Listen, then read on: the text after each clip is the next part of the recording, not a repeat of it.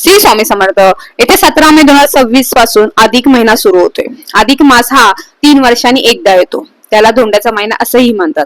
अधिक मासामध्ये आपल्याला जेवढी आपण आध्यात्मिक प्रगती करू शकतो तेवढी खूप छान राहते. त्यामुळे आध्यात्मिक प्रगतीसाठी हा महिना खूप उत्तम आहे.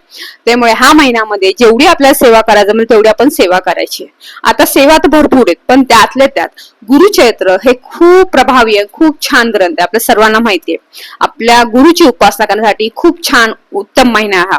जर तुम्ही गुरुचैत्राचं पारायण जर केलं तर खूप उत्तम राहणार आहे. आपल्या सर्वांना माहिती आहे गुरुचैत्र हा 5वा वेद आहे. त्यामुळे ह्या महिन्यामध्ये गुरुचैत्राचं पारायण तुम्ही नक्की करा. पूर्ण महिना तुमच्याकडे आहे.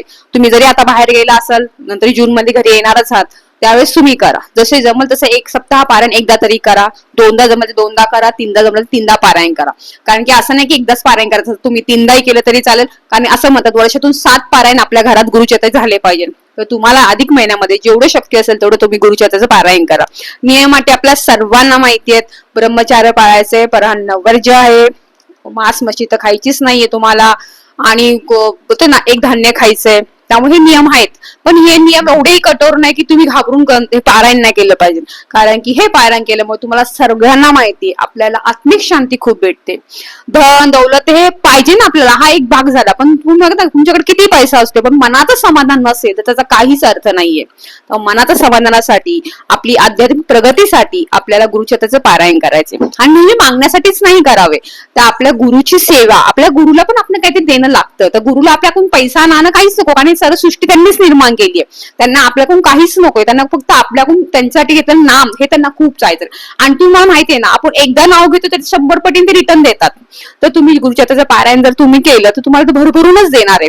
घरात सुख शांती समृद्धी सगळं येणार आहे. तुमचा पितृयश असेल तर पितृयशही कमी होत जाणार आहे, त्याचा प्रभाव कमी होत जाईल. त्यामुळे अडकलेली काम मार्गी लागणार आहेत. कोणाची लग्न नसेल ते लग्नही होणार आहेत. त्यामुळे गुरुचैत्राचं पारायण तुम्ही ह्या अधिक मासामध्ये नक्की करा.